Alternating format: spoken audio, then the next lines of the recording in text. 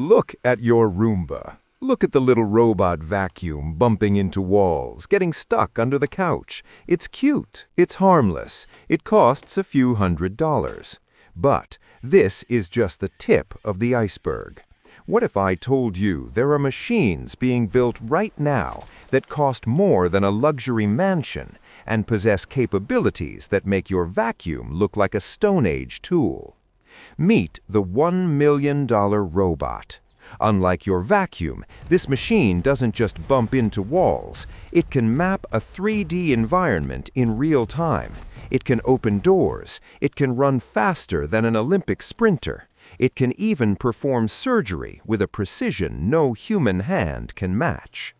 These are not toys. They are military-grade assets. They are industrial titans. They are designed to do the jobs humans find too dangerous or too difficult. But here is the question that should keep you awake at night. The gap between the $100 toy and the $1 million soldier is closing fast. Every year, the technology gets cheaper. Every year, the AI gets smarter. Soon, the robot that can outrun you, outthink you, and outwork you might not cost $1 million. It might cost less than your car.